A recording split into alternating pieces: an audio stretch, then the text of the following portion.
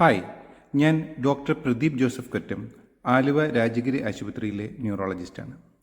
എല്ലാ തലവേദനകളും അപകടകാരികളാണോ?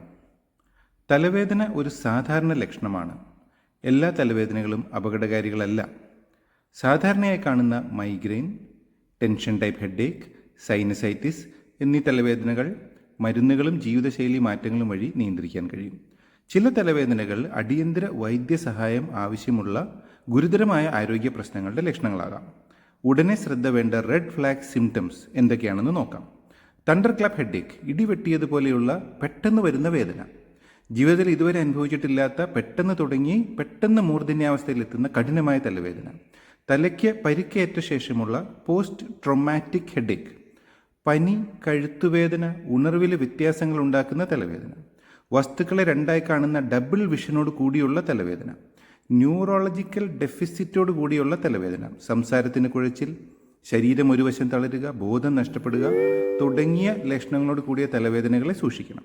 രാത്രി ഉറക്കത്തിൽ നിന്ന് ഉണർത്തുന്ന തലവേദന, ദിവസവും വഷളാവുന്ന തലവേദന, 50 വയസ്സിന് ശേഷം പുതിയതായി വരുന്ന തലവേദന, ഗർഭകാലത്തോ പ്രസവത്തോടനുബന്ധിച്ചോ പുതിയതായി വരുന്ന തലവേദന.